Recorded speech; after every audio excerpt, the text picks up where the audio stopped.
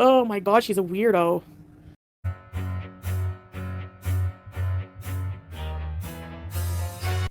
Hello, 'tis I, Fat Cow. Not having something on my head feels a bit odd. Anyway, I digress. Why 9 to 5 November? Well, I woke up in the morning and I went to the kitchen and I poured myself a cup of... it doesn't matter. I think you get the point. Apparently, allegedly, and I agree with this in the most case, but not mine personally, YouTube is a full-time job.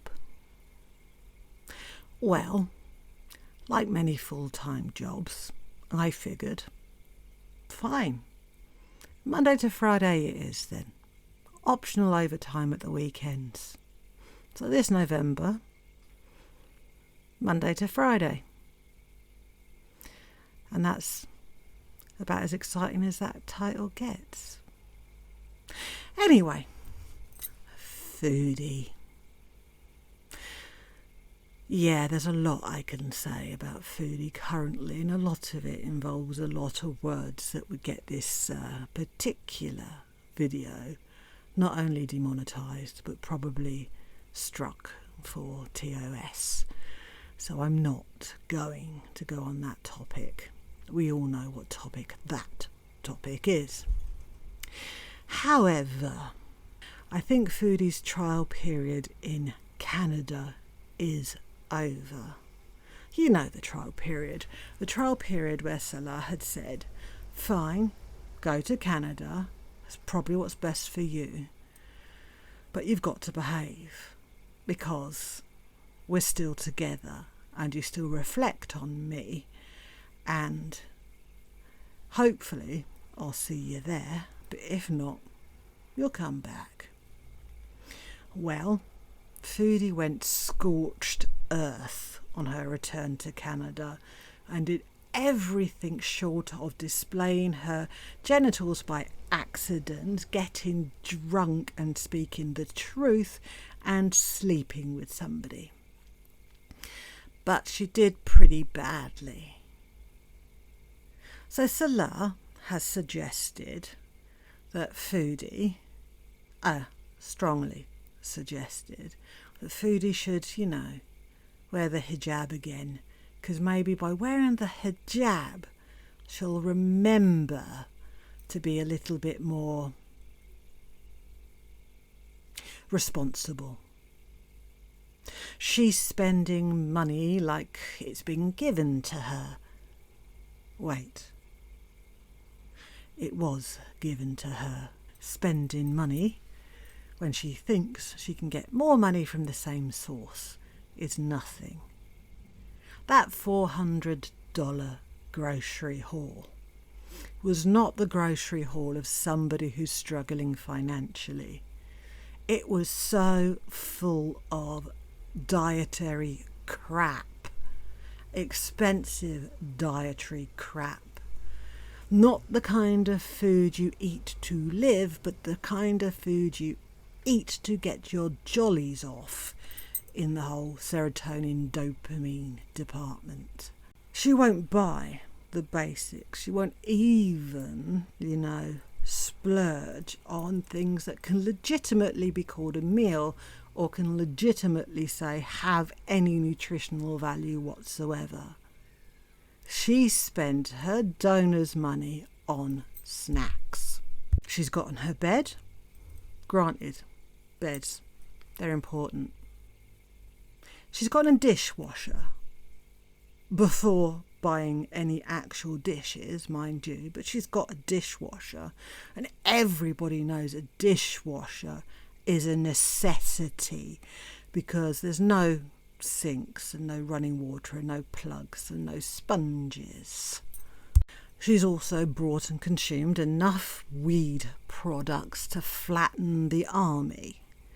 And despite her protests, because people found the fucking advert for the exact animal she spent $300 minimum, possibly $600 on a cat, and then an additional $300 on stuff for the cat.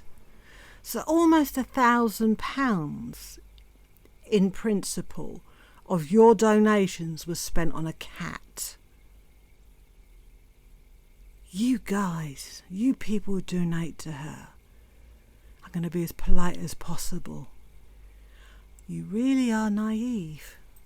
So Foodie, who only yesterday was saying she was no longer Muslim but she did believe in God, says today she's thinking of taking the hijab again because she's confused and she still considers herself Muslim. Is there any other proof she's still with Salah than to say she's going to veil again? And while she claims it's not to hide the hair in the chin because, she's not bothered by that, that is part of it. But this is Salah again saying that if you want to stay with me, you're going to have to do that because you're just embarrassing the shit out of me currently. Now, in the last week, we have seen Foodie lie continuously about pretty much everything, even down to the last detail.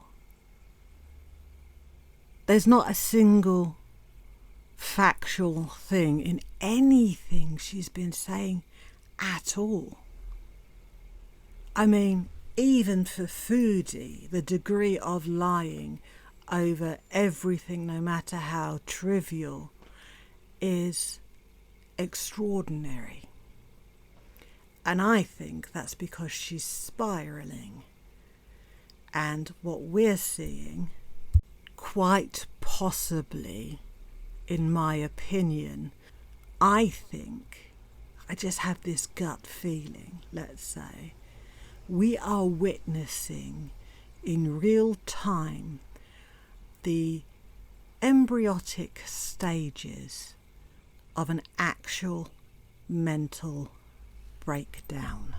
Foodie cannot be alone. She literally cannot function when alone.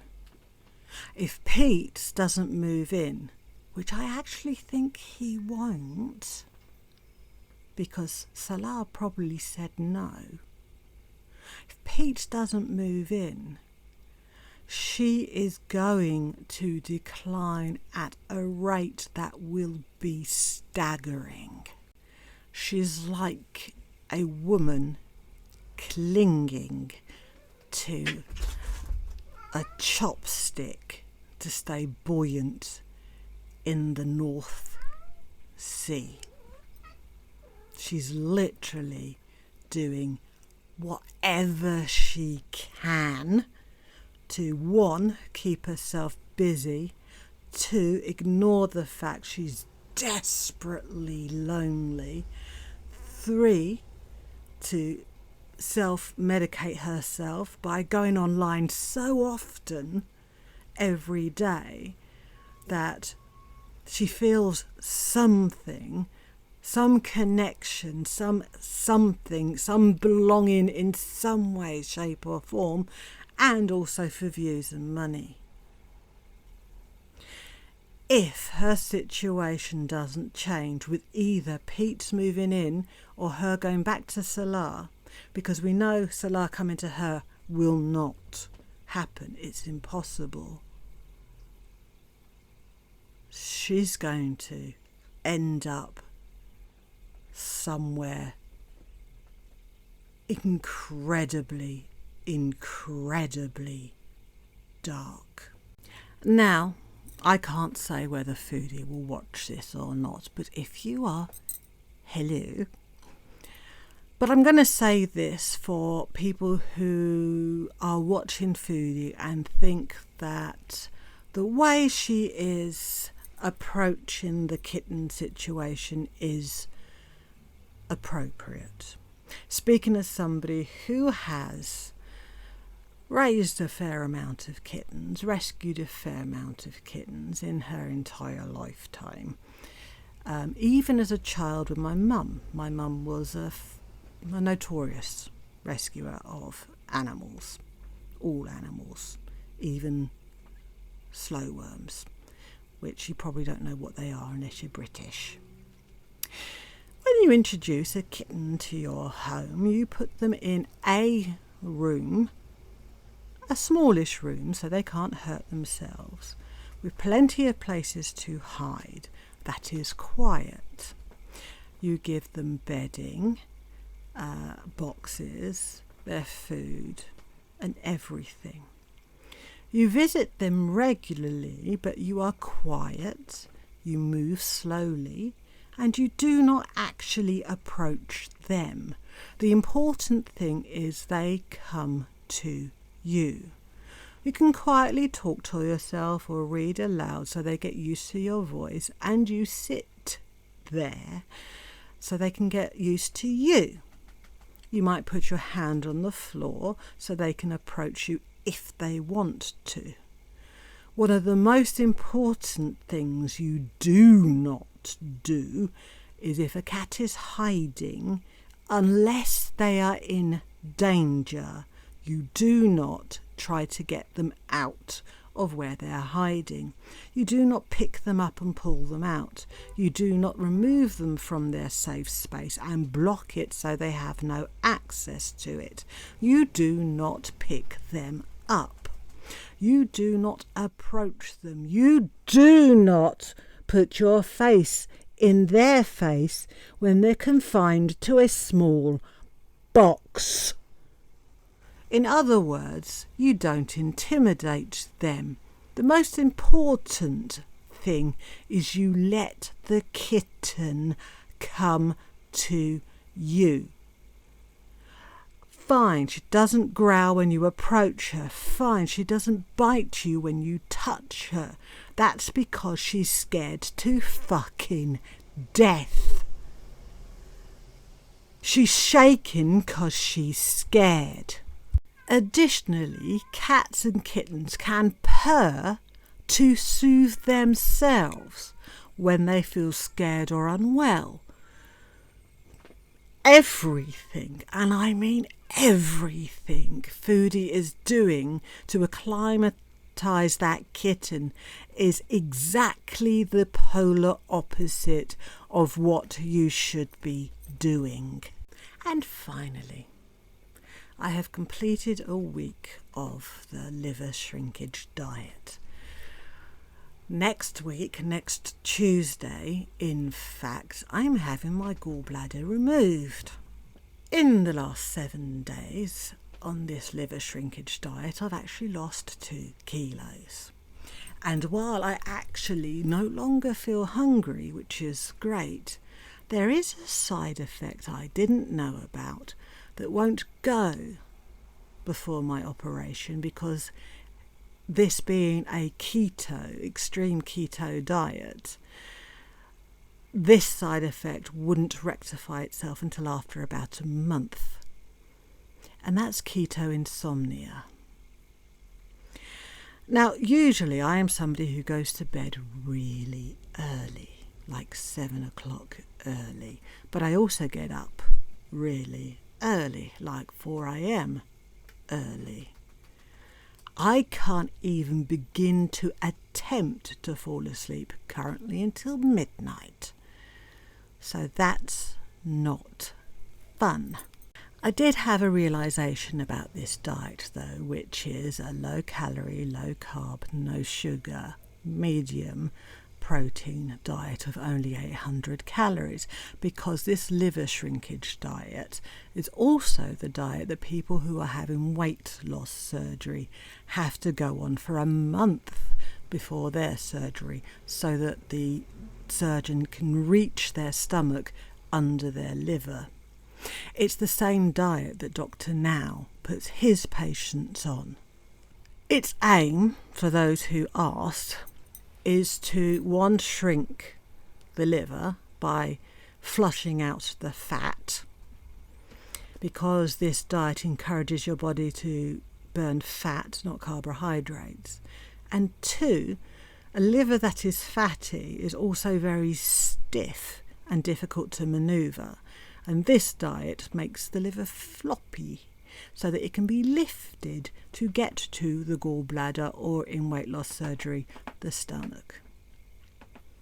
So this diet's doing what this diet's meant to do. I don't feel so bad, although I'm obviously a bit sweaty, and this whole not sleeping business is not fun.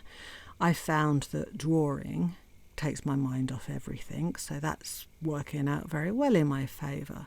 It's just the inability to sleep that's currently kicking my arse.